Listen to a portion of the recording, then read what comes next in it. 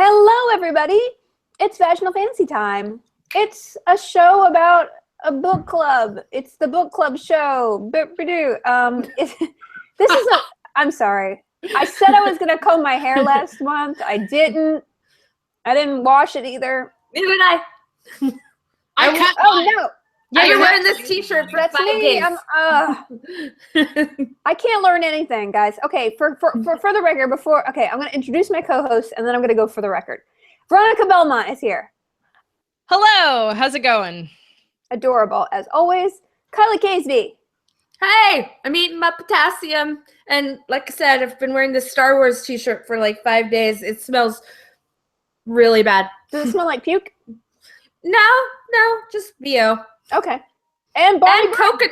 Oh, and coconut. Oh, and coconut. Okay. I put a little coconut oil in. BO and coconut. That could be a new hipster Portland fragrance. I don't know. And Bonnie Burton's here with a straw in her mouth. Yeah, I'm drinking a Moscow Mule out of a Spider-Man glass. As one does. Yes, indeed. And by the way, there's a renegade mouse in my apartment somewhere, so if you see a mouse behind me, the mice that you probably see, like right there, those are taxidermy mice. But if you see a real mouse, don't scream, because then I'll scream, and then this will be a really horrifying podcast. If I were a mouse in your house, I would want to eat your face while you're sleeping, because there's so many other dead mice in there. I know, I'm worried there's going to be a vengeance moment where I wake up in the middle of the night and there's like this mouse. It's like Rats and Nim type situation with the swords, mouse guard. I don't know. I'm horrified right now. So if you guys see a mouse, let me know. That's not taxidermy. Lee Almont is catching the show live for the first time. Also, I have a really crappy connection. Okay. Hey. Wait, Kyla, what are you drinking? Let's go down. We're drinking because we know Moscow Mule. What are you drinking? I'm drinking the Tang vodka thing with whatever stevia shit. I don't know and deep in it. And Veronica, what are you drinking? I'm drinking the expensive whiskey because I can't reach the cheap stuff. It's too high in the cabinet. So I just keep drinking the Hibiki, the Japanese whiskey. Why your cheap stuff? Shouldn't your cheap stuff be the easy available stuff and then the good stuff is like way out of hand? I keep telling the husband to move it. He just hasn't gotten around to it. And he keeps complaining that I'm drinking the expensive stuff. And I keep saying, if you move the cheap stuff forward, I would drink that. I don't have a problem with that. I just am too lazy to go get it. Okay. We had a very similar conversation because we had a whiskey party and everybody brought awesome whiskeys, and then Jesse pulled them all out one morning because they all had this much left in them, and left them for me on the thing, and was just to show me Kyla, and I'm like, what? I left a little in each one. You just got to combo it and make some kind of new blend, like the Kyla blend. This is delicious. Everyone is commenting how my face is blending into the wall color, which is sad because it is white. It's kind of true. Okay, this is my back office, guys. This is the corner I used to shoot the vlog. I had a crazy moment of I have to change my life, and last year I redid my office to be a lot more moderate and in tone, because I just wanted white walls because I was having another nervous breakdown. But this is actually genuinely white. So if you're saying that my skin is blending, that is clown white. That is pure white. Benjamin Williams or whatever. Dun Edwards. Whatever. White AF. I'm in my office, my back office that used to be my garage, that because I'm renovating my kitchen and everything in the front of the house is chaotic. I'm eating from the bathroom. I set my fridge back up here. I have a hot plate I haven't used because I'm kind of scared of it, and I don't know. So all the local restaurants know me really well. That's all I gotta say. I would like to repeat Desnock's comment in the chat, which is clown white. That's a thing. Is that a term? Yeah, no, it is. It's a special paste you put on. Yeah. Okay. Although if you're a creepy person in North Carolina who's in the woods pretending to stalk people, I think that's a mask situation. Oh, dude. I was having super anxiety attacks yesterday because I have heightened anxiety recently, and seeing all the people in masks walking around yesterday freaked me the F out. I was bugging out. I was sure someone was going to attack me. And there was someone in my neighborhood dressed as the Grim Reaper, I hope. That was someone dressed as a Reaper. And he tried to pet my dog, and Sophie like barked at him. I'm like, we're both dead. We're both dead. If this is the real Grim Reaper, totally screwed. Because Sophie, she gets costumes if she can see the face. Mm-hmm. If she can't see the face, or if it makes too much swooshy noises, like she did bark at the Stay Puffed Marshmallow Man costume that walked by her house too. So, like, there's certain things that she just doesn't. And if you're dressed like a cat, she's totally fine. But if you're dressed like your face is hidden, she's okay with stormtroopers, but everybody else. Did you see that video this week about the guy? zombie? Yes. No, what? Oh, no, Veronica, you did, because I saw you shared it on Facebook, and you're like, everyone's sharing this with me. What? Yeah, everyone's seen it. It's a golden retriever. Oh, yes, who has a Gumby toy, Yes. and then Oh my the God. human-sized Gumby comes in, and the dog blows the dog's mind. Speaking of retrievers, would you like to see something adorable? Felicia, Yes. can you click on my face? Okay. Oh my. That's Bottega in her lion outfit. She's a lion. She looks just like a lion. Like She's it's doing amazing. that all the time. I mean, that's really good. That's all the time. Oh, You can walk your dog randomly throughout November. just Like- you've really like all year long. I know. We wore it home on the way home yesterday from the office, and everyone was like, it made me feel really good. I needed like a little bit of like making people happy time. So Versus it- like, I'm afraid of clowns in masks trying to kill me Yes. because of the election. Yes. Oh, guys, one more week. By the next time, we will have a new president, and we won't have to worry about this because everybody will have stopped being racist. Well, Or everyone will be racist, and I don't. We're all moving somewhere. here's my Hillary prayer candle, just in case. Let me see that, Bonnie.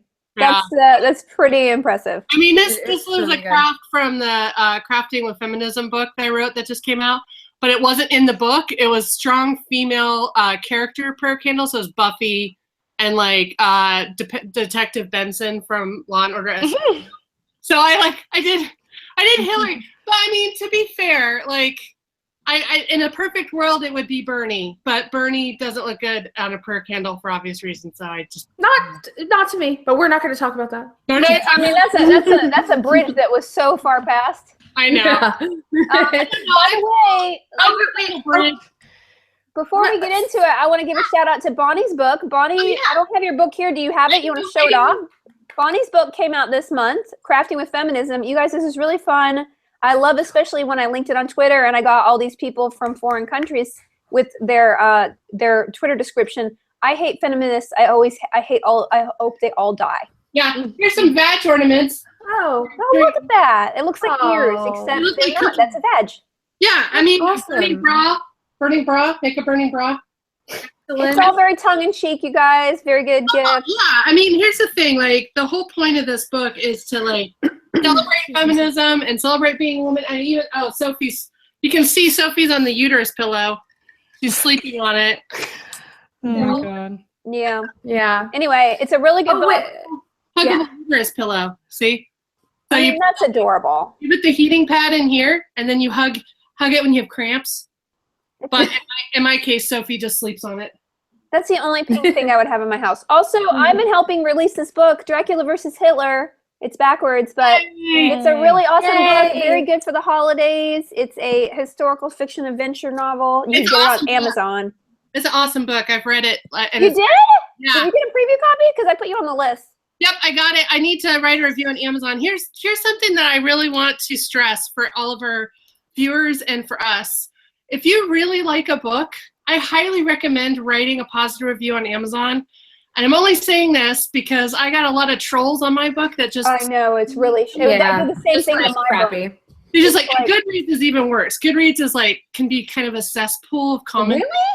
Yeah, really, especially with young adult authors, they get hit the hardest and Yeah. really vicious comments. So I know it doesn't sound like your review could do that much difference, but it really can help a book's rating. And even if it's just 2 lines saying why you like the book, do it. Do it today. Like, do it every day. Every day I write a new positive review for some book I read ages ago just to help the author because it really does help their overall You rating. know what I heard, though, from an author, a real author, who said that Amazon is implementing a policy that if an author has interacted with a fan off of Amazon, that they're able to track that and actually remove the review from the reviews. Is that true? Because that's crazy to me. Completely unenforceable. Like, there's no way in hell they're going to hire enough people at Amazon to go and look at an Amazon. I just said what they said that their policy was, which means that authors can't interact with their fans, which is like the sad thing I've ever heard. So you can't have book signings? I mean, that's the biggest thing, right? That's stupid. That can't be true. Both with Amazon and Goodreads, how they're trying to deal with trolls actually hurts the victims more than it hurts the trolls. And Twitter has the same problem. So I think as we're moving forward in social media, we should be well aware that there's going to be more and more stupid policies by stupid people who don't actually use the service. So they don't really know how this works. But in the meantime, until Amazon... Well, look at Twitter. They can't sell it because of the troll problem. Yeah, I mean, until Amazon, like, does this unenforceable rule, I don't know how they're going to do it. I still stress, write a positive review on Amazon and Goodreads of books that you like, because it really, really does help the author, and it makes us feel better as authors. Because I was going through some really stressful anxiety when this book came out, and misogynists and feminist gatekeepers were like really screwing up my rating. It's like, how is that your cause? Like, you really haven't, I mean, is anything harming you? No. Anyway, whatever, guys. Every book we pick here, like, I always try to leave a positive review on Amazon if I like the book. If I don't like the book, I just don't review it, because I feel like there's plenty of other people that are going to bitch about it. I don't need to add to that. But if it's a positive, like, if I really like the book, like this book that we had for today that we're going to talk about, I'm leaving a halfway decent review because I really liked the characters and I liked the whole like idea of role reversal. So I'm going to leave a positive review, even though this book has a lot of spelling errors. All right. Well, we're going to get into that because there's a lot of comments. Yes, Kyla wants something. I do. Okay, one that's Hillary right there. Just wait, which one's Hillary? Is she in the middle? She's in the middle. She's leading the guard. Felicia, Agent Coulson, Spock, and Cassiel. And then they're my new Avengers. So, but I wanted to talk about this because I got to book. Sam Mag's book. Yay. It says Wonder Women, and I got to do the Q&A with her. She asked me to at Powell's, and so I just wanted everybody to buy this book because it's awesome. And I went really good. I went on a book tour with Sam for that book. So I did my book, and she did her book, and we were tag teaming. We'd interview each other at book review things, and we did a very small book tour because I don't travel a lot because I have a dog that I care about more than fame. So, but it's an excellent book. It's a history of a lot of women who you should read about that aren't necessarily taught in history, that were trailblazers. But one quick thing before we start the show, I do want to say that I brought this up at our signings at that Wikipedia. There's this great fan group called Wiki Women that are trying to get more women biographies on Wikipedia. Because out of all the biographies that are on Wikipedia, only 16% are women. Well, because I think it's like 98% men who moderate, right? Well, it's not just that. There's guys that go in and actually full-on delete entries of women. I'm not really get a hobby, guys, and that's not a good one. I'm not joking. No. It happens a lot, and so these women I don't care. These women editors come in and repopulate these biographies that they're being erased from history. Is basically that is so random. Okay, yeah. So, guys, a lot of to-dos this month. But all good causes and also entertaining as well. All right, let me give a shout out to the local meetups. If you're not familiar with the club, you probably have left already. So we give a lot of shout outs to a lot of local groups who meet around the world and online with other members of the club. And they discuss this book, the main book, the alt book that the forum picks every month, which, by the way, their forum picks have been awesome lately. Next month's is a really good book as well. And I'd like to give a shout out because if you want to join up one, here's your opportunity, or just to give an homage to ones who met in the past. So last month, the Literary Ladies of the Night met in California Google Hangout. The Venus Flytraps met in Dayton, Ohio. The Viking Booties met in Sweden on the Google Hangout. The Vaginistas, a very long-running group, met in a Google Hangout. The Wanton Wisconsinites met in Milwaukee, Wisconsin in person. The Cleft of Shadow, the WoW Guild, met at the Mushroom Circle in the Western Tristfall Gales. So you guys, they rated, they talked books, and they had fun. So join. They are a horde, but that's cool. I still like them. The beer boobs and beers books and boobs met. Sorry, in Ypsilanti, Michigan. They had a bonfire potluck, which sounds awesome. The ladies of the Great Lakes met in Detroit, Michigan. The Central European Tarts met on Google Hangout. There are all European members. That's them tonight. I guess we're going up against them. Oh, that was last night. Anyway, on November 4th, the Ambassadors of Smut are meeting at the Burger Lounge in Orange County. The Vaginistas are again having their Google Hangout on November 7th. And Cloudy with a Chance of Clitlet is meeting in Bellevue, Washington, and they're doing a Friendsgiving potluck. So November 12th, if you're in Bellevue, check it out. That sounds like really fun. Give us tote bags. I didn't get one of those. Well, that's because they gave relax. They gave me all of them, so I'll be sending them to you. That is the most amazing logo I've ever seen because there's clearly a vagina in that element. I kind of want us to make umbrellas like this. That's kind of a vagella. A vagella. But you guys, I'll be sending you little care packages, and Veronica, if you just want to meet up, I'll just give you yours. But I have stuff to send you from fans. They usually just give me stuff saying, hey, can you give this to the rest of the group? So I've got little stockpiles of things that I'll just send everybody. I always want to call them Cloudy with a Chance of Clit Balls. Yeah, I know. But that's not their name. That's not their name. And that changes everything. What about Meat Clit? That's bad too. Ooh, Meat Curtain. Meat Curtain is the worst name for a vagina. Wait, I think Ham Wallet. Ham Wallet's pretty bad. No. Roast beef curtains. Roast beef. That's even more specific. Yeah, that was gross. I just heard Pink Taco. That's all I. No, Pink Taco's nothing. That's a taco place here in LA. I hate that place. Yeah, it's real tempting. It's gross. Okay. By the way, we are actually discussing a book this month. Although, to be honest with you, we could probably spend half of it on just talking and then half on the book, and it would be fine. But anyway, I am really Are you okay? I just got distracted. No, I'm so distracted today. I'm supposed to be writing, and I didn't even bathe. We're all supposed to be writing. You know, I know. I have an alarm on my computer that shows that picture of Neil Gaiman, and it says, you're supposed to be writing right now, and it comes up every, other hour. Yeah, I know. It should be. Okay, so wait. This month was Bonnie Burton's pick, October, when we did urban vampire romance, and we haven't done some vampires in a while, so this is going to be, and we've never done a female romance, have we?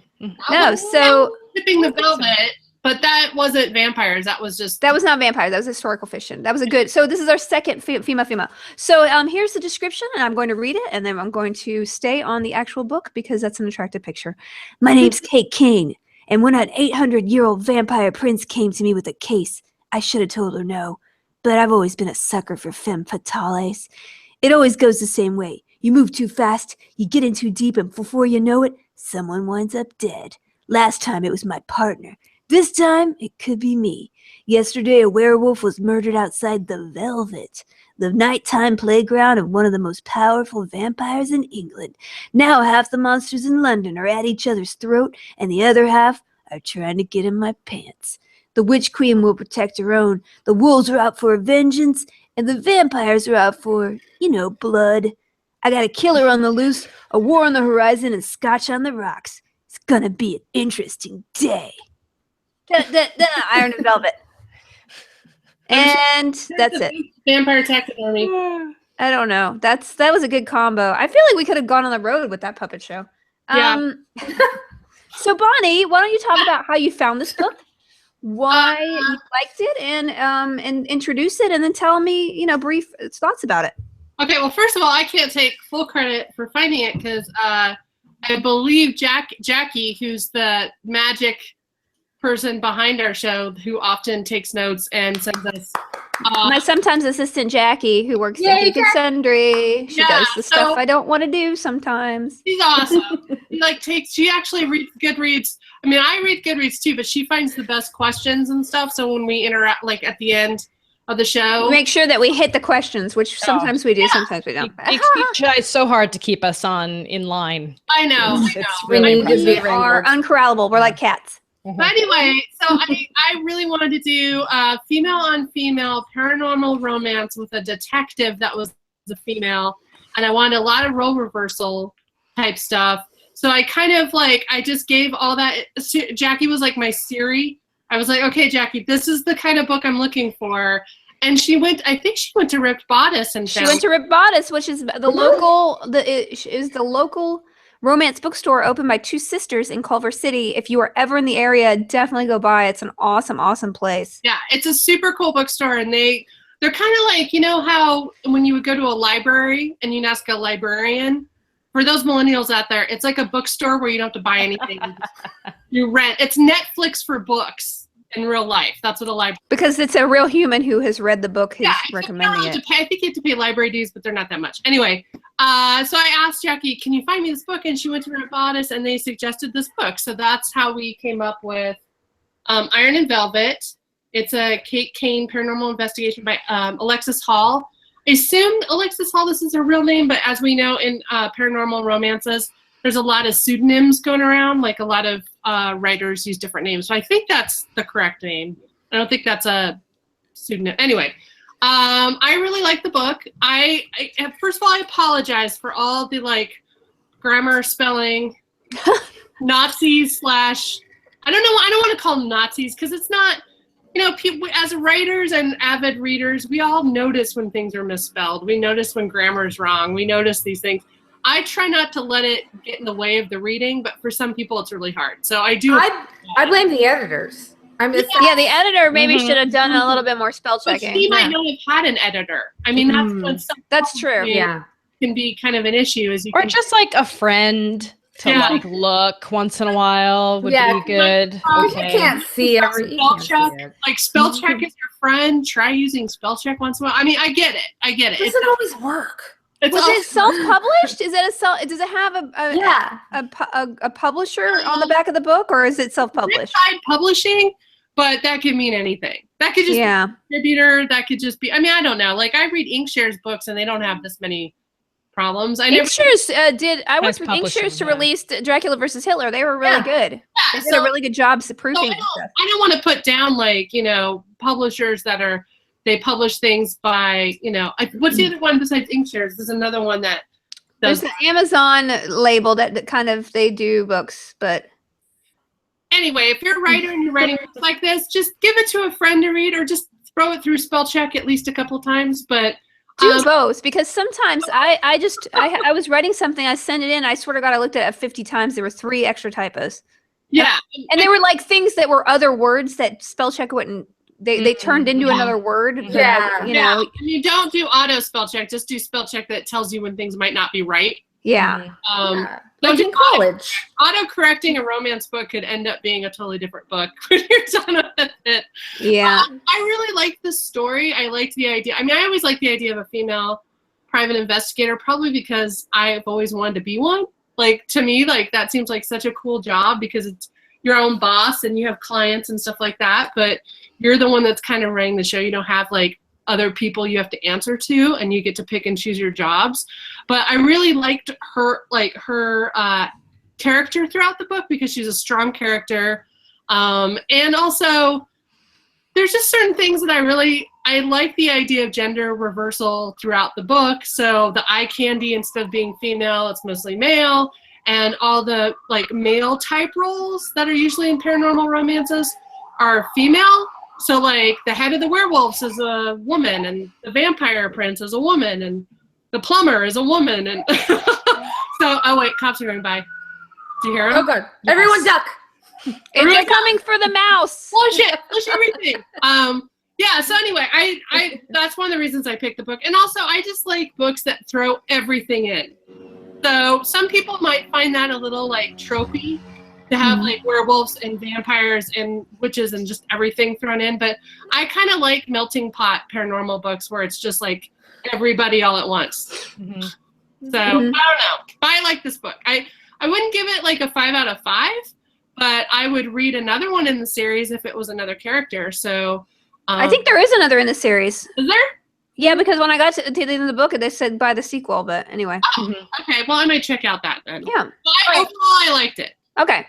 Good. Well, we'll do general impressions, then we'll get into the nitty gritty after we all give our general impressions. Okay. Kyla, what do you think?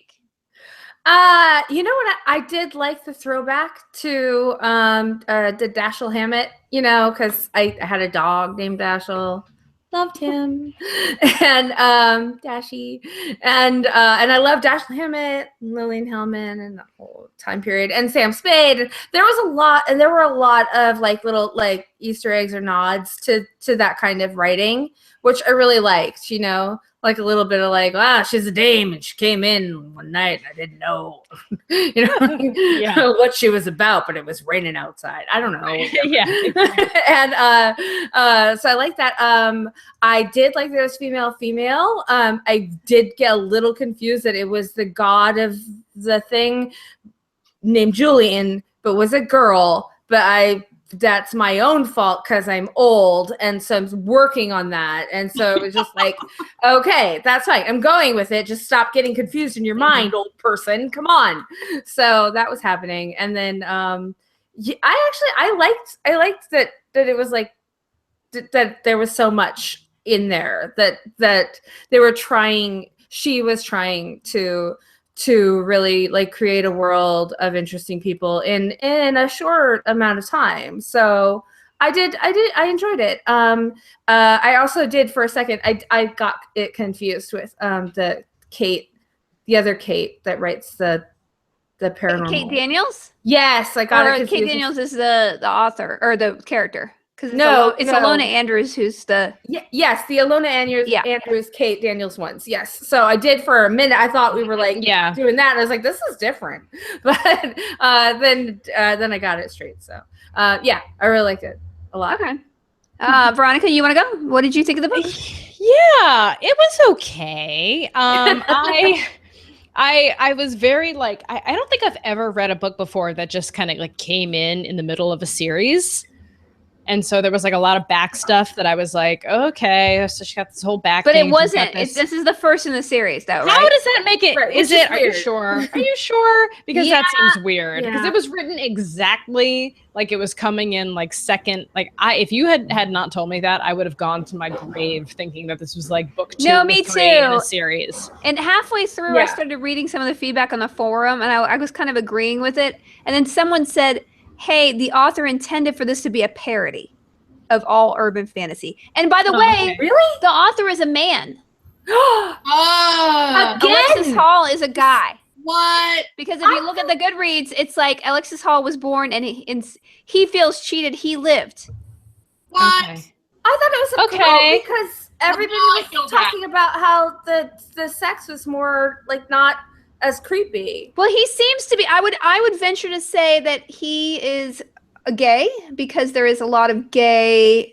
Some of the other work of the author is boy on boy. So I would assume that maybe he has a familiarity with lesbian and gay subcultures, or maybe pansexual, bisexual, or he's just maybe a good writer. I don't know though. I don't know. True. I have a hard time believing it. I'm not done talking about the book. Okay. So, okay. Veronica, sorry. I didn't mean to interrupt. I just want to clarify that. No worries. Yeah. It was, there were definitely some, I thought it was funny. I'm one of those people who like, I'm really weird about grammar and spelling stuff. So it really took me out of the experience a lot. That's a fault of mine. I don't know, but like, it did take me out of it. I really strongly thought this was like book 2 or 3. I wanted to know more about like, they didn't really explain like she used to date Patrick and then she just changed her mind. And there was all this stuff that happened when she was 17. And that really felt like a Kate Daniels novel. And it was, and the Kate thing, now that you're saying parody, I'm like, oh my God, is this a straight up Alona Andrews parody novel? Like maybe it is. I kind of think that maybe it is. It's kind of close if you start thinking about it. I just was trying to start picking it apart. Yeah. It's something like, oh, I'm having a fit over here, like, too. Yeah, you're right. I know why I thought that. Okay. Yeah, there was a lot going on there that now seems vaguely familiar. But you know what? It just made me really want to read more Kate Daniels. The latest book is actually really good. I just finished it. It just came out a couple weeks ago. Yeah, it just came out a couple weeks ago. Oh, can that be my pick? Anyway, I love those books so much. So yeah, it was okay. There was definitely some funny lines in it that I got a kick out of. I highlighted some of them, if you're curious. Of course you did. Okay, the first one. There weren't enough vampires to keep the archers busy, and my technique of getting your horse killed wasn't scalable. As a nerd, like saying something wasn't scalable was like really funny to me. I was like, you're right. That's not scalable. That is so like tech world. Like, I'm sorry, it's outside of the scope of business. We're just not gonna. Getting your horse killed wasn't scalable. Right. The other one. As a general rule, I'm suspicious of unassuming men in their late 50s because they're usually terrifying supernatural monsters. I remember that line. That's a great line. And then my favorite. They're basically mush held together with stringy bits. And Eve once told me they were technically nuts, which blew my mind. Then she told me that peanuts weren't nuts, and then I dumped her. She's talking about bananas in that scene. Yeah. Stringy which bits. I didn't know until I read bananas. that it was a nut. I kind of don't believe that still. I'm not going to. Bananas are nuts. What? Peanuts are a legume. I'm entrenched in my beliefs that bananas are fruits. I mean, a tomato's a fruit. That's Yeah. which is disappointing too. An That's avocado banana. fruit? So it's an avocado. Yeah. So you enjoyed the book, or you just you didn't? I gave it a 3-star. That was kind of my feel. Like I don't, were it not book 2 or book 1, I would not read the other books probably, but I did not feel like it was a complete throwaway. Like there were enjoyable moments that I got a kick out of. So yeah, a solid 3. Yeah, I would. That would be my assessment. I was so confused because there's so much backstory thrown at you in the beginning, and you're just like, wait, did I miss it? What happened to her partner? And then the partner just kind of disappears, and there's just so many elements. I mean, I can't say that I love the book, but there were funny parts. And then in the middle of reading it, when I read on the forum that it's a parody, then I was like, oh, okay, I should approach it like this. And it became much more enjoyable. It literally became a different book. Like the quality of writing just like skyrocketed like 60% in or something after It that did get better, right? weird automaton came in. Like that chapter on was actually made the book much more enjoyable. It was literally, it shifted. Oh, and this was funny too, because we had just read The Golem and the Genie for Sword and Laser. Oh, that book is and so good. When Elise showed up, I was like, she's totally a golem. Like she's straight up like a golem. Like, but they never said that, and so that kind of drove me crazy. But that book went that she was the best character. She was so funny. I would have seen a whole series about her, Kate and Elaine, like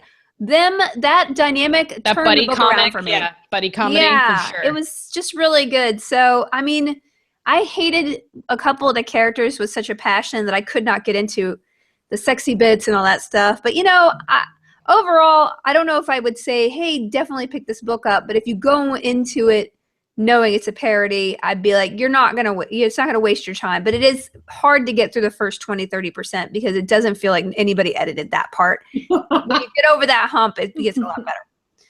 So anyway, I want to read a couple of things from the forum that were really funny. Let's see. It was Katie says it's a light and easy read. I do agree with some earlier posts about odd repetitive areas, which is, like that could have used some editing. There were some whole sections that were like, I think I've read this before. Candy My Heels said it was a nice palate cleanser after I finished a bunch of serious nonfiction works. Heather said she liked it, but I find myself wishing it had been set in the past. Which is cool. I mean, I think that's an interesting comment because the style was very Sam Spade, and it was a little incongruous. Gary. Okay, this guy named Gary is so funny. A lot of comments are highlighted from Gary on here, so Gary's going to get a lot of shout out. This is terrible. Kind of reads like a guy you meet at a nightclub who affects a British accent to pick up girls from the suburbs, even though he's really born and raised in Long Island. You may have met that guy. I met that guy. No, I agree. There was some weird Britishisms that were like, wait. But the author's British. I know, but he's a British man, which kind of blows my mind because I thought it was some woman from Mississippi. Yeah. I feel like maybe he's like maybe he felt like he had to over British it for American audiences. You know when you watch like something on American television, not BBC, but or BBC America, but just regular American television. and they have a Brit in it, and they over Brit them. Yeah. You know what I mean? Like They don't on 30 yeah. Rock when she's be dating British. what's his face? Hello, governor. It's like they turn into And he's calling every this is my velocipede, you know, like that. it turns into like this weird, like overly Cockney, or it's either overly Cockney or overly like Sex Pistols. Like they all have, Yeah. or it's like Jeeves. It's like over the top Jeeves Butler. So I feel like that's what the book Britishisms felt like. Like it was trying a little too hard for American readers. So many layers. There's so many layers of this book now.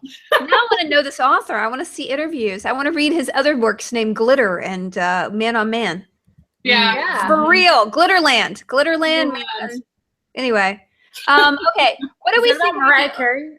What do Maybe we think this is like a really deep commentary on like modern, like paranormal romance. Maybe this is like way more layers than we could possibly imagine. That's what I was wondering. I'm like, is this like one of those, like, what was that author, David Wallace? Oh, David Foster Wallace. The guy that always had like more footnotes in his book than actual text. Like, Didn't he kill himself? Yeah. Sad. So there's like David Foster Wallace and Nabokov. And like Nabokov, if you get the reader that goes along with it, you realize that every single sentence is a parody of something else. Right. And then David Foster Wallace. Really? Yeah. Oh yeah. It's awesome. It's like a puzzle. It's like a mystery. It's great. Wow. Yes, it's great for the Lolita reader. It's amazing. Yeah. It's like you can't take it straightforward like Kafka. Right? It's not a guy that actually thinks he's turning into a bug. It's like all this other stuff going on. So I feel like maybe it's not as lowbrow as we think, and it's not a parody. Maybe it's like a parody of a parody of a parody. Like, I don't know. I don't want to think it, but I also don't want to dismiss it. Right? Yeah, Linnea was the one who shared on the forums that it was supposed to be a parody, and then a bunch of people were like, "It bums me out that something that was meant to be a parody would use female-female romance," which I mean. At least it's different, but I'm sure there's a lot of other, like, more straight female romance. It just doesn't happen to be a lot of it out there, so I guess that is kind of a bummer. Well, I don't think it's that there's not a lot of it out there. I just think that the stuff that's out there doesn't get as much attention. I think there's probably plenty out there, and there's been plenty out there for decades. It's just you have to, like, bring it to the forefront. The problem is it's kind of like when people were always upset that there weren't gay characters on television unless it was a comedy. And like the comedy tends to really address issues that drama can't because they're afraid of losing audience members, where comedy it's like a tongue-in-cheek kind of thing. So I don't know, like I liked this book because of the role reversal and because of the female on female sex, and I thought the scenes were pretty hot. So but I didn't like that they like over-sexed her up. Like it did feel like the way that they do it with gay men too, like as if sex is the only thing about them. You know, they're not actual people. Like it was almost like fetishized a little bit. Yeah. Exactly. Well, everybody's like vagina was blooming at the sight of every other vagina. Yeah. Right. Yeah, and I don't. First of all, I mean, women are people are just very complex, and it's not like that. It's not Fire Island in the 70s, okay? All right, things are different now. All right. Well, I don't know. When I lived in New York, I used to summer in Fire Island, and it was pretty much the same in the 90s as it was back then too. So. Okay. Cherry Grove is where all the lesbians are. They're not on the Fire Island side. It's like it's weird segregation. And then if you're bisexual, you just go back and forth to different. That must be exhausting. It's exhausting. It's a small island. It's fine. Okay. I don't think we can really talk a lot about the world building because it is kind of parody, unless anybody has anything particular they want to say about the world building. It's parody, but is it? Like, again, I don't think we should just push this book off and say, oh, it was a joke, because I don't really think of it like that. I think they were parodizing some tropes. I think they were paying attention to that. It's hard when you read a lot of romance books, you tend to see the same things over and over and over and over and over. And as a writer, do you go with the flow with that? Or do you do something totally different? Or do you call attention to it in a Mel Brooks kind of way and make fun of it, but also add value to it? Like, I love the one vampire character who was the head of the swords, and he was just like this dumb Viking guy. Yeah. And it was one of my favorite characters because, there were some really good. I think the strongest thing in this were the characters because they were tropes, but they were cleverly twisted so that they were fresh almost. Like I found it fresh that he's like a dumb vampire. Yeah. And I like that too because I get so tired of vampire books where they're the best at everything and they're super rich and super elite and like super snobby and they're just kind of like the upper crust people that you just want to push into the gutter. Like that's how I think of most vampire books. Like rich club kids. I just get tired of like rich club kids being vampires and then that's why you should read An Unattractive Vampire by Jim McDaniel. Yeah, that's a good book. It is hilarious. There's actually a really funny series, and it's not fat shaming. It's called Fat Vampire, and it's actually really funny. It's kind of like I don't want to say it's like if Kevin Smith wrote vampire books, but it's a funny vampire series. Like Kevin, I don't know why I said Kevin Smith, but usually when you think like fat guy humor, you think of him because that's all he ever talked about before he lost like 200 pounds. But I really like the Fat Vampire series. So I always try to find vampire series that are unique, that aren't the same as everything else, that aren't like the underworld trope or the usual. I mean, Anne Rice kind of ruined vampires because now everyone wants vampires to be like hers or vampires to be like upper crust rich people instead of like just like everyday people. And I like books where the paranormal characters could be anyone. And they don't have to be gorgeous, beautiful people all the time. They could just be normal people with like, issues like we all have. Like to me, that's much more engaging than looking at these like fairy tale-esque characters that are gorgeous people having gorgeous problems. Yeah. Well, a couple of comments in the forum is a lot of people appreciated the role reversals. Introducing a trans man werewolf was a nice idea since there's so much more visibility for trans women. Yeah. The bosses were all women, which is very unusual. Although Mercedes, I think in unusual now. The Prince of in this book because the Prince of Swords wasn't. The Prince of Swords and the Prince of Coins were not. Yeah. The Prince of Cups was. The Prince of Cups, yeah, and that was Julian, who I despised more than anything. But we can talk about that in a second. I love that her exes weren't vindictive or painted with the same brush from Kirsten, and a lot of people just hated not understanding that backstory. But I think that. Let's talk about Kate and Julian. Can I? Because my biggest beef. Yeah, let's talk. My biggest beef is that I hated Julian with the fiery suns. I didn't believe anything that was happening with her. I found her to be irritating. I didn't see that there was actually character. I didn't care about her. And then when they're having sex, I don't really. I mean, the one scene in the club was kind of hot. But other than that, I didn't care. I didn't want them to be together at all, and I didn't care that she would be killed. Like I wanted her to die.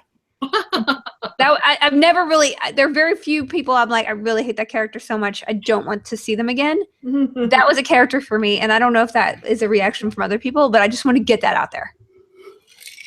Yeah, I agree. I wasn't. Yeah. Yeah. on a scale of like. No, never mind. I don't want to spoil anything. I was gonna. No, you can spoil it. You can spoil the book. No. I was gonna spoil Walking Dead. Oh, don't do that. No, I'm not gonna do that. Don't invite that. Oh, the word pudding. Maybe it's because I hate the word pudding. Okay, so I have to correct something as an Anglophile. Pudding doesn't mean pudding in British terms. Pudding means dessert.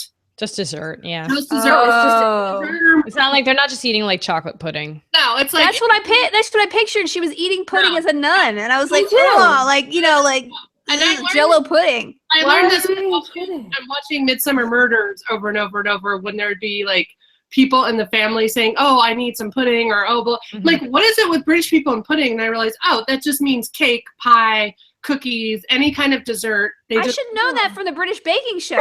You should. I don't watch that show. Dessert there, they just call it pudding. So just don't think all British people are like Bill Cosby. I shouldn't even bring up Bill Cosby. I mean, I love pudding. I love pudding. Bill Cosby can't take that away from me. I fucking love pudding. No, like real pudding, like regular ass pudding. It's one of the least erotic. The 6-pack. You'll get the whole 6-pack. You'll eat it all. No, I'm just like, I'll buy that. I love that. It's the least sexy word I've ever heard. Pudding. Really? There's lots of sexy even words. pudding. I like pudding. I think Puddin', like Harley. I know, problematic character, but still Puddin'. Puddin'. I like vanilla, but I like butterscotch pudding is my jam.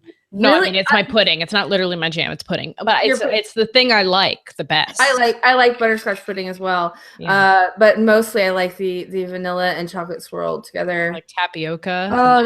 Tapioca is rice pudding is my favorite Rice thing on pudding the is in dope. tapioca. I can't. You like bubble tea too. Again, it's the texture. It's the I like texture, it. right? I like texture though. I gotta have some texture. That's why straight pudding doesn't do it for me. I gotta have some cruncher with it. Yeah, that's why I like. Cameradian wants to know how long I've been 90. Approximately 90. For my entire life. I was born old. Oh my God. Laura Hall says I like banana pudding from Magnolia Bakery, guys. If you're ever in New York or LA, and you don't go to Magnolia Bakery and get the banana pudding, it is the most amazing thing you've ever eaten. It's the best pudding ever. I would have sex with that pudding. I love banana pudding. I'd forgotten about banana pudding. I'm going to make banana pudding. Will that help? Put vanilla wafers in there, and you get Oh, dude, guys, pudding is delicious. What is wrong with people? I know. Like I used to make these things called pistachio pudding clouds, where you get one of those. Like, I want that. I want it. That sounds good. Yeah, it's like a brandy snifter glass, and then you put whipped cream or Cool Whip all around it, so it's like it all encompasses. Listen, You know why is Cool Whip Put that in so my goddamn good? face, Bonnie. I think we are all very hungry. Put it in my face. The pudding, Put it in your whatever face. that thing Okay. is, the pistachio shit. I want it. Yeah, Put it in Veronica. Do it. Just Me too. You know what? Put it inside the tote bags you're sending us, and just Okay, I'll fill Fill it the with pudding. with pistachio pudding just for you. Remember, we said this. Yeah, actually, but anyway, all pudding is dessert. That's what that is. Okay. Okay, good. Well, that made a little bit more sense because there was nothing less erotic than someone putting fingers in a vagina and talking about pudding. Yeah, that's well. There's one thing that could be worse, but I'm not going to say. Okay, well, it felt unsanitary. I just don't. Yeah. But the occasional romance book where somebody's drizzling chocolate syrup on the other person, it is the grossest thing I've ever heard. I'm not into food and sex. Mixing food and sex just seems like a bacterial nightmare. Exactly. That's going to be a vagina itch later. Yeah, exactly. You don't put sugar up there. No, No, you don't. you don't put sugar in your sugar. Yeah, it's like Sand, food. Margarita. What else? Your finger's very close to the thing. None of that. You don't put food in there. Your body is not a mixer. You are not an easy bake oven. You are a woman. We have a very delicate balance in there, and we have to keep it that way. Our flora. Yeah, Our little flora.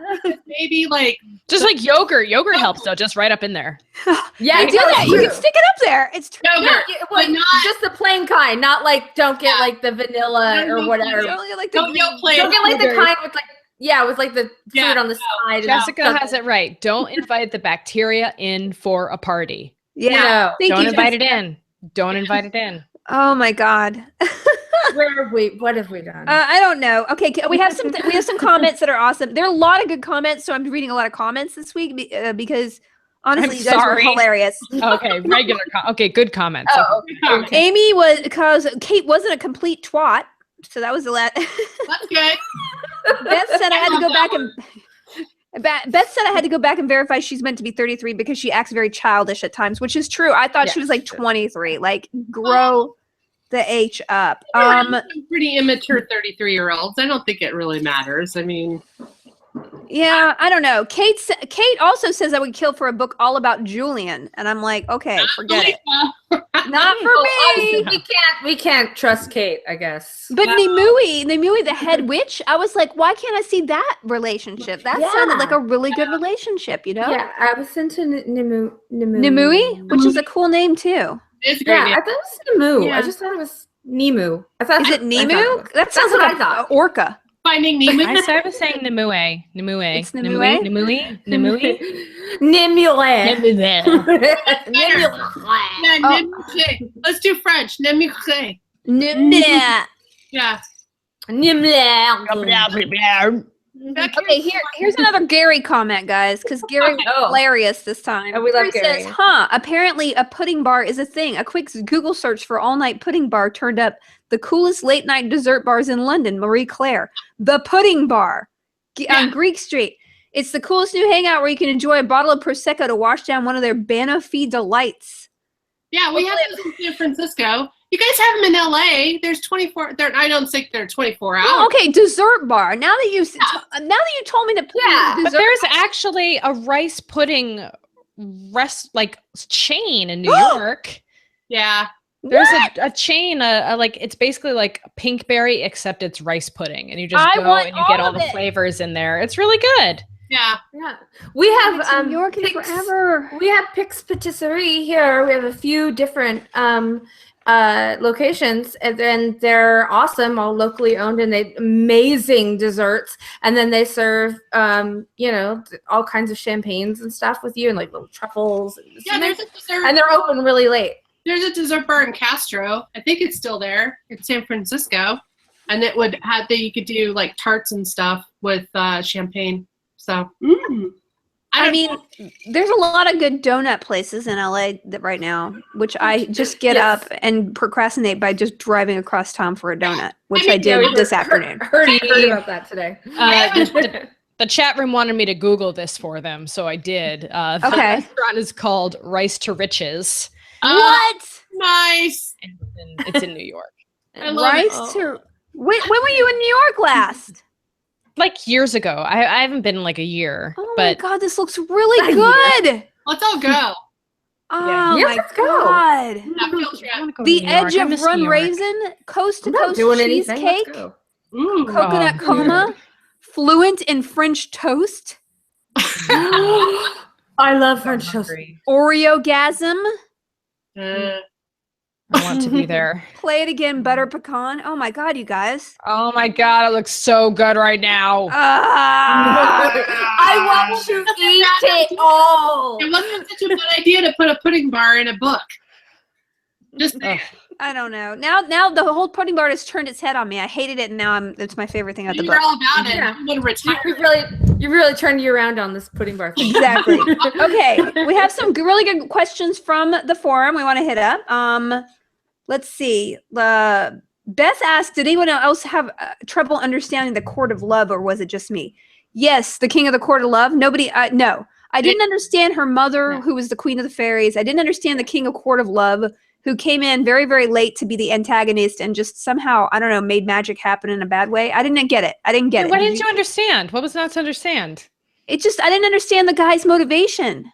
They explained the whole motivation thing. They were like, he's a fairy lord. He just gets pissed about something and then he just latches onto it. And that's all he cares about because he has nothing better to do. Sounds familiar. Yeah. Oh, it's another parody guy. Okay, that makes sense. No, just familiar to just political. Okay, M asks, in this setting, what kind of supernatural being would you like to be? A werewolf, probably. The werewolves had it pretty good. They looked like Tara was living the life. Yeah, Tara was kind of she was very like I imagine her. Nobody did casting for this book on the forums, but I imagine her being Trisha Helfer. Do people just keep saying yeah? Like, what is the yeah? Like they wrote like yeah, like yeah. It's like a Swedish thing. I guess. Yeah. I would want to be a witch. I think the witches, the mages had it best. I don't like vampire. I mean, I would be a vampire in a community center. Yeah, that's a real team building thing. They can play Parcheesi at night.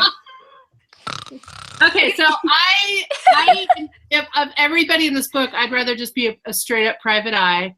I like the idea of werewolves, but I always feel like that transition's painful. Vampires just annoy me, and I've always hated the taste of blood. So even if I crave it, I think I couldn't do that. You crave blood? No, I just don't like the taste of it. Of blood? No. Why are you tasting blood? You're a vampire. How do you know what it tastes like? Oh, have you never tasted like when you're wisdom? Oh, that's true. You suck your finger. I thought you were like licking. He's totally making fun of so Kate is part fairy. He's making fun of the Shanna Maguire novels. Oh God, I have not read. She's also like a private investigator. She like solves murders and stuff, and she's part fairy. Yeah, you're right. You're right. Have we read one of those? Yeah.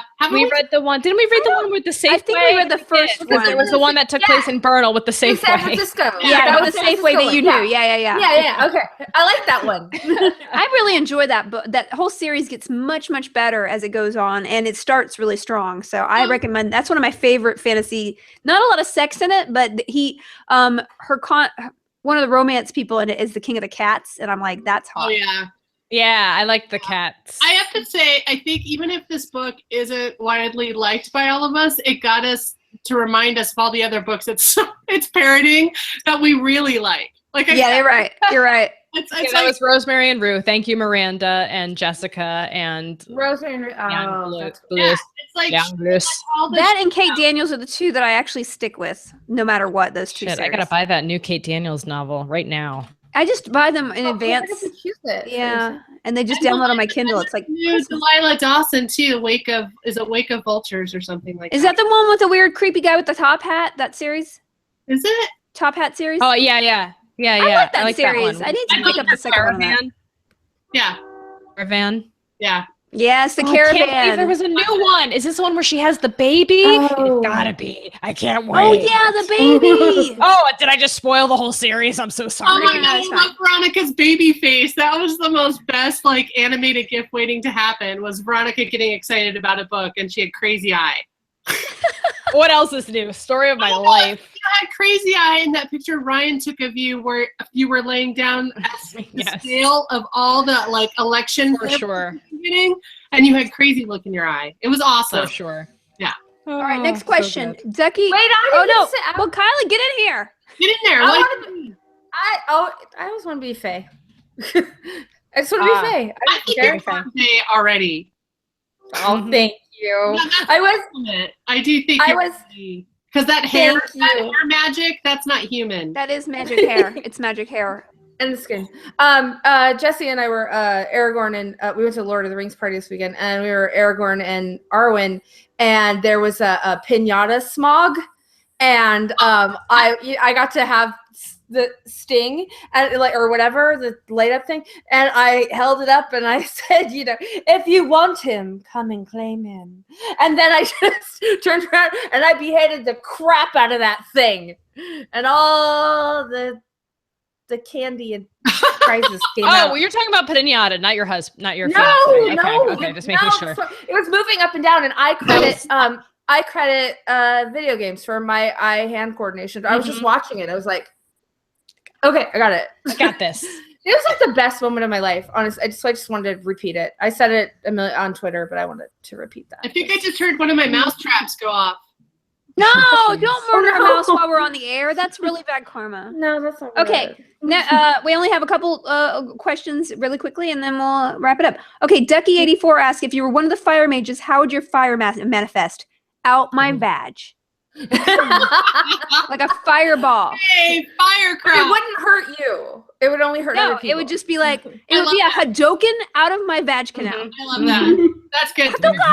Vadoken. I love you're taking back fire crotch as a positive power. Yeah. Yes. Yeah. I don't know. I would just do it with my mind. I'd just do it with my mind. Just like fire starter. Or like burp, maybe. Or like burp.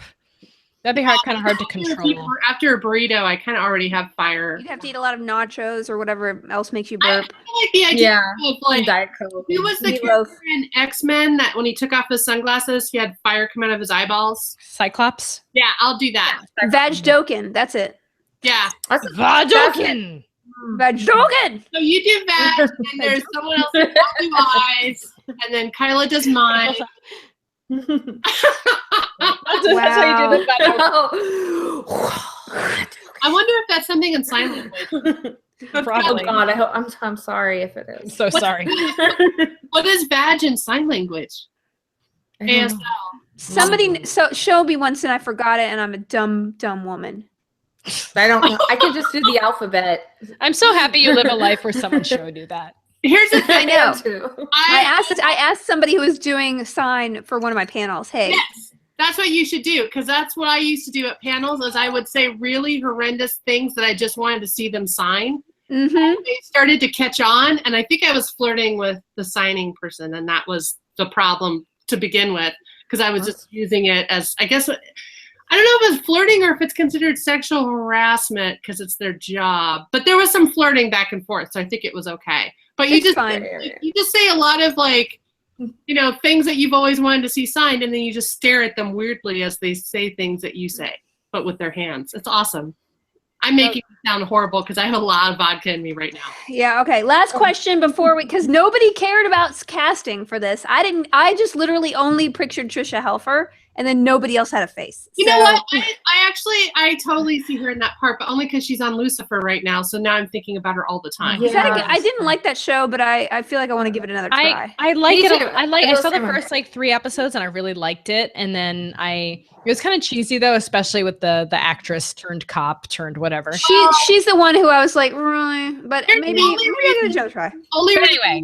The only reason canceled Hulu, so I can't watch it now. The only reason you should watch Lucifer, and I'm going to just lay this down the line right now, is the other character named Maze, which is she the bartender girl? Yes, and I really liked her. Amazing, and she's like one of my favorite characters, not only in the show, but also the show's based off of a DC Vertigo comic called Lucifer, and she's my favorite character in that comic as well. Yeah. And just a little, it's not really a spoiler, but in the Halloween episode that just aired, they finally showed her real face. And they hadn't done that all throughout the series. And it's a shout out to the comic book. So I really like the series, but you're totally right.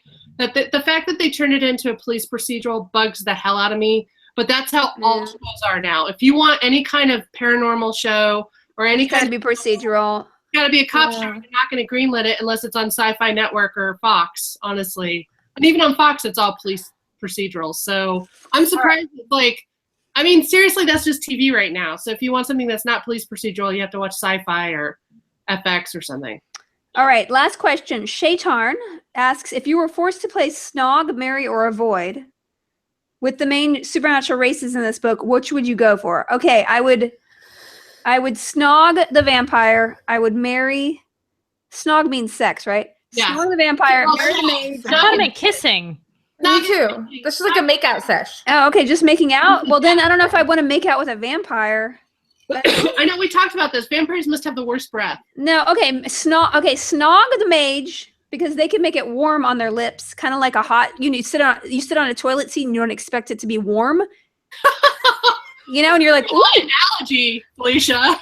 Have you ever been to like a sushi restaurant and they have these fancy toilets? And you're like, what the hell? Why is my ass hot now? From like makeout session to Japanese toilet, like quickly. Okay, Snog a mage, marry a vampire because I feel like they'd be attentive to me, and avoid. I just don't like werewolves. I just don't want to have to comb their hair. It just smells. It's too much mess. Too much. Yeah, too much. Get an advantage and whatever. All right, you guys, what do you want to do? Snog, marry? I don't know. Avoid. I know I want to kill Julian. I don't. I would snog. I like the snogging the mage. I think that's a good idea because you never know what you're going to get with that kissing. Mm-hmm. I would marry a werewolf because I own a dog, so I feel like it's pretty similar. So maintenance wise, aside from the sex part, but I don't know. Apparently, when you get married, you don't have sex, right, Veronica? What? What? That's because I'm not married. Trying to be funny. That came off wrong. And then what was the other one? Kill. Snog, marry, and avoid. Kill. And avoid. Avoid. This is the polite way of. Okay. This is a nice way of saying fuck, marry, kill. I would avoid vampires because I just feel like they're annoying, and also I wouldn't marry a vampire because when you get in a fight with someone you're in a relationship with.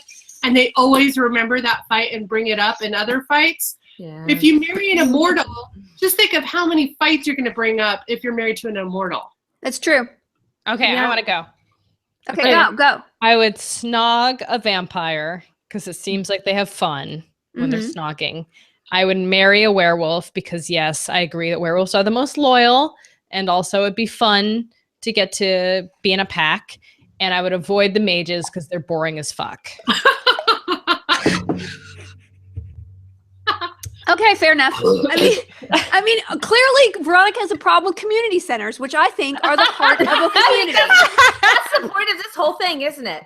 Yeah. You know, there are not enough The community takeaway centers. from this is My dream was to, you know, the Elks Lodges you see everywhere, and it's. Oh yeah, we have them here. I wanted to have like a friends. unicorn lodge Friends. and create a geek Do it. fraternity, like a. No, guys, I have big ideas that cannot be executed, but that was like my dream. That's like like a brother sisterhood that you become like you're there. It's like the unicorn. Well, you like, just have a local 501st. hangout where you can go to, and that's your clubhouse. I'm like, these people have a lot of real estate. Yeah. Yeah, you're like, this is my local. I mean, this is my local. It's my local, exactly. And you can have a crest, and you can have like positions. You can be the secretary. And it's kind of a little weird, like the Be like Freemasons. Yes, thank you. That's who I was thinking of. And we can meet at community centers and play Yahtzee. Wow. I do love Yahtzee. And Boggle. Maybe, Oh, Boggle's the best. That's one of my favorite iPhone games. maybe if it's Yahtzee to the death, maybe. Yeah. I don't know. But yeah, Okay. I agree with you. I am 100% behind this, and let's kickstart this. No. right. Oh God. Okay. One day when we're like One day I have feel some free nuts. time. All right, guys. So next month's hangout is going to be on Thursday, December 1st, because it's Thanksgiving, and we thought we'd give everybody a couple days to recover and maybe read the book. So 7 to 8 on Thursday, December 1st. There are always links to where we're going to be hanging out on the forum, because I do that, try to be consistent. Thank you, by the way. Oh, two things. Thank you, Sean, for organizing the forums. I just logged in there to update the information. I was like, oh, someone went and put the months of all the books in. It looks so beautiful. And Sean has an Inkshares book, so if you want to check that out, I think it's a Vaginal Fantasy book. Also, I want to screen share one thing. Oh, wait, what'd you say, Veronica? I think maybe you're going to cover it for me. So do your thing, and if not, then I will speak. It is You go first. this amazing fan art. Yes. Yes. Yes. Yes. Look at me Yes. with Can you that see cancer. it? Oh my Can you see God. Yeah. Everyone. Okay, this is amazing. So Garuda17 is an amazing community member, and he did an individual fan art for all of us. Okay, here's the Kyla. It's called Circles Familiar. Circe's Familiar. Cersei's familiar. Kyla Caseby in, and she's making love to a panther man. Yeah. I would have sex with that anthropomorphic camel. I will. Right? He's hot. Look at how hot he is, and he's kissing my hair or smelling it or licking it. I He's don't know. smelling it. He's doing that thing where he goes. Nom, nom, nom, nom, nom, Yeah. like cats do when they're making the nom noms. Oh, I love it. And there's some like roast chestnuts behind you in that. Oh, yes. Oh. Yeah, isn't that noticed nice? that. And then, so Great we move on to the next one. We got Veronica Belmont in Yeah. Forged Hearts. Oh, wow. Hot. I Very like how I'm like Westworld. Felicia level pale in this. Yeah, you know. I love it. I like how I'm the level of pale. Like I am the That's level. it. That's the lowest. You Uh, know. I love how Westworldy it is. I know. I love it. It's perfect. I love Westworld. This is amazing. It's my. I Yeah. love it. Next is me, Felicia Day, in The Lounge Lizard's Lost Love. He knows that I love Lizard Men. Yeah. In Yeah, I love In Mass Spain. Effect. Married a guy in Skyrim who's a lizard. Look at how long his tail is. Yeah. It's like And- up Means in something. there. It's Yeah. up in there. It's Yeah. up in there. It's definitely a facile tail. Yeah. It's almost a tentacle. Well, it's very close to your lady bits. I'm just saying. Well, you know, The Lounge Lizard's Lost Love. And then finally, Speaking of the tentacles, Bonnie Burton in a Miskatonic Rendezvous. well, that's a very Oh. Doctor Strange Benedict Cumberbatch with Yeah. He is very good Did you see the movie? I Not haven't. yet. I- Not yet. No, it doesn't come out here till. Oh, I'm next sorry. I weekend. saw it 2 weeks ago. Oh, Shut sorry. I'm up. Felicia Day. Shut up. No, I'm friends It's with really the fun. director and the writer. So, and I'm Bonnie Burton. I'm friends with the director. yeah, so I win. Actually, I'm sending Scott, the director of the movie, Oh, Scott. my Scott Derrickson, my Scott.